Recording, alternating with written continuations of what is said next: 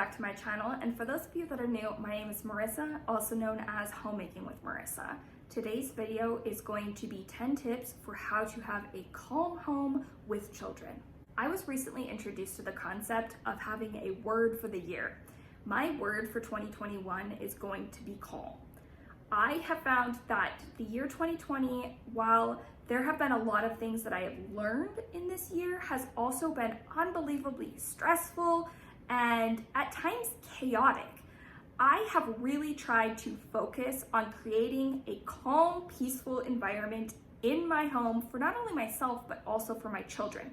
This is something that I am constantly working towards improving and will really be focusing on in the upcoming year.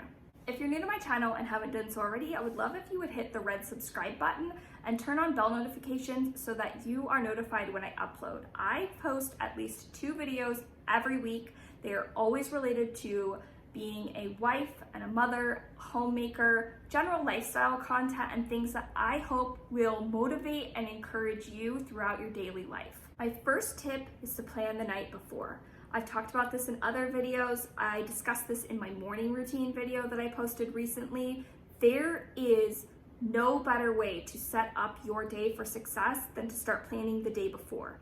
Anything that you can do to be prepared for the following day will just create a more calm, relaxing environment, not only in the morning, but throughout the entire day. Setting up the night before really sets the stage for the next day. I will do things like plan what I am having for dinner and have the meat thawing in the refrigerator the night before. Lay out the kids' clothing. Put out their breakfast. If it's something that is quick and easy for them to grab, like an applesauce pouch or a bar, I will set that out the night before. I will make sure that their tablets are charged for school, that their school supplies are all set out, prepared, and ready for them. Any snacks that they're going to have, I will not necessarily prepare them the night before, but I'll at least be thinking about what I am going to have for lunch and for snacks the following day. Anything that you can do that you think is going to be a hurdle in the following day is something that you should be planning for the night before. I also, every single night, run my dishwasher. I load it at night and run it so that we can unload it first thing in the morning and not have to worry about things like dishes stacking up in the sink throughout the day. Number 2 is to have a schedule. My children really thrive when there is a schedule and they know what to expect throughout the day. I have tried, even though we are primarily at home, and initially it was very difficult for us to come up with a new routine and a new schedule, I've tried to really dial in what we do every day so that the kids know what to expect. They have felt far more at peace knowing that they can anticipate what their day is going to look like. Number 3 is to wake up early.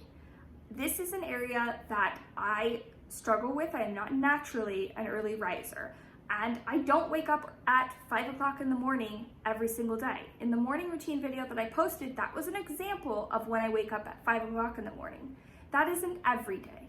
And my day is more stressful if I do not wake up early. If I do not wake up before my children and do things that check off my daily to-do list before they're ever even awake, my day's just more stressful. Waking up early, while it isn't always enjoyable if you're not an early bird in the moment when that alarm first goes off, it is always worthwhile to get up early in the long term. My 4th tip to have a calm home is to do meditation and yoga, which might sound kind of cheesy. I have implemented meditation into my morning routine recently. I've probably been doing it the last 2 weeks. I find just a guided meditation on YouTube. I will link my favorite one in the description box down below. If I wake up early and do 5 to 10 minutes of meditation before the kids wake up, it really sets me in a good, calm headspace to be able to proceed with my day. Now, I oftentimes will also do yoga before the kids wake up.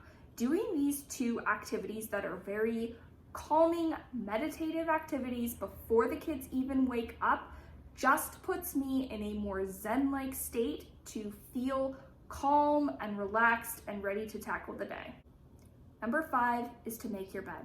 This is such an easy thing that you can do every single day. And I read somewhere that if you have done nothing else, at night when you crawl into your made bed, it will be a reminder that you were successful in at least one area, that you accomplished one thing throughout that day. And I have really felt like I just feel better every time I walk into the room if my bed is made. I feel better and more relaxed climbing into my bed at night if my bed has made. If you are not somebody that regularly makes your bed on a daily basis, I'd recommend just giving it a try and seeing if it changes your overall mood for the day. Number 6 is not to be afraid to take a minute to yourself. Being home all of the time with children can be loud, it can be chaotic, it can be stressful, and it can be an environment that you can sometimes feel a little bit overwhelmed, or at least that's how I feel.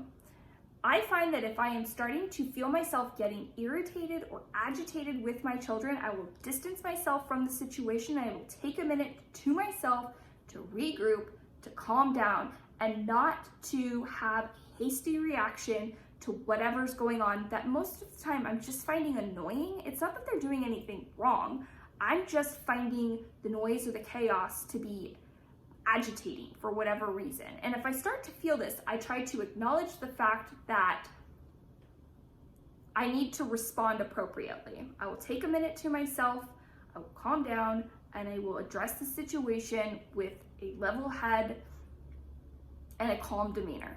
Number 7 is to meal plan for all meals. I mentioned this at the beginning when I talked about preparing the night before.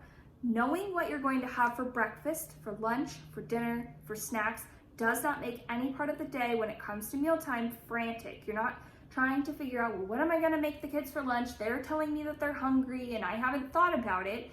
If you have a plan and you've put thought into it ahead of time and you have made sure that you have the appropriate groceries in your household and that you have a solid plan and there doesn't have to be additional thought that goes into it at the last minute when everybody is hungry and starting to get grouchy, it will just create a more harmonious environment if there is no stress related to figuring out what you're going to prepare for any of the upcoming meals. Number 8 is to find small moments to enjoy.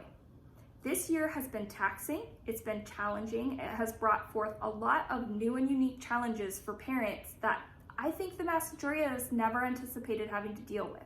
Some people have this calling to do homeschooling. That's not me. That was never something that I had the desire or the calling to do. If you would ask me a year ago or told me a year ago that I would be at home assisting my kids in their education and they would not be going to school for over a year, I wouldn't have believed you.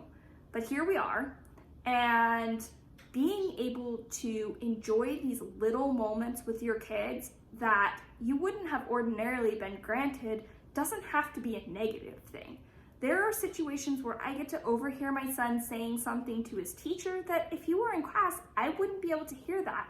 And I really try to take a moment to enjoy the small moments that the set of circumstances has afforded our family and not solely focus on all of the negative that has arose from the situation. Now, I'm not discrediting the fact that this has been catastrophic for so many families. I don't want to be insensitive to that. I just think that it's important to find the small moments in any set of circumstances that you're in. Enjoy the fact that a toddler is asking you to read them a story. I have children that range in age from 3 to 16. My 16-year-old is not bringing me a book and asking me to read it to him. And even though in that particular moment, I may not want to stop what I'm doing to read a story to my 3-year-old, I remind myself that this time is so short and this stage really goes by so quickly that I need to be mindful of the fact that at some point I'm going to miss this and I'm going to wish that I had stopped more often and taken time to just enjoy those little moments. Number 9 is to take quiet time for self-care. It can be loud. I have 3 boys, I have a dog, my house can be very loud sometimes. I am very much an introvert. being in a quiet space by myself is important for me to be able to recharge my batteries. When my kids go to bed, oftentimes I'll take a minute to myself. I will take a bath, I'll read a book, I will do something, I'll paint my nails, something that can just be a quiet moment to myself. I also try to do this midday with the kids. We have a quiet time every single day where even though they don't sleep during this time, it just allows the entire household to take a moment by themselves and just enjoy some quiet and giving them the opportunity to recharge their batteries. Number 10 is to set up an activity for your children during dinner prep. Dinner is a time that can get very loud. This is when my husband has come home from work and the kids are riled up, they're starting to get tired. A lot of times they would be underfoot, and I would find that I didn't necessarily have the same level of patience in the evening that I had earlier in the day. I have introduced an activity every night that the kids do during dinner prep. We have a play structure in the backyard. I've talked in other videos about the value of making sure that your kids get time outside every single day and how I feel like that too reduces stress in the household. Every night while I'm making dinner, my kids go outside, they run around, they play, they get their energy out. Not only does it encourage them to get that final burst of energy out before it's time to start settling down for the day, but it also creates a quiet environment for me to make dinner and just enjoy a moment of peace. I find cooking dinner to be therapeutic if it's not loud and chaotic inside of my household. I will put on some music that I want to listen to. Sometimes I will brew a cup of tea and drink it while I'm making dinner. I'll take the time to just kind of reflect on the day, and I'm only able to do this because the kids are distracted and they are getting in an activity while I'm preparing dinner. Now, I know I said that this was only going to be 10 tips, but I do have a bonus tip. My bonus tip is to go to bed with a grateful heart. I have recently started journaling before I go to bed, and I will write down 3 things every single day. I will write down something that I feel like I did well. I will write down something I'm grateful for, and I will write down something that made me smile.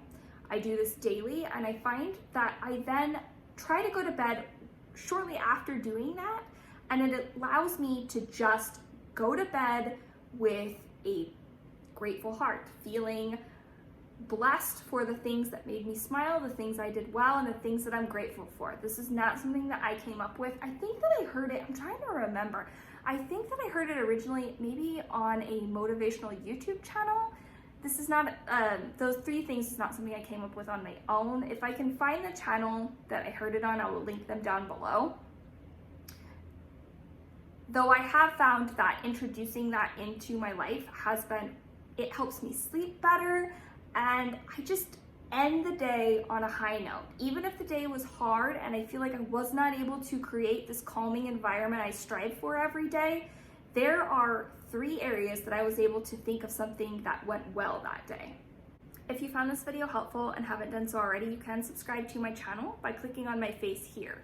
I will have an entire playlist full of personal development videos here, as well as an additional video for you here. I hope you're all staying happy and healthy. Bye!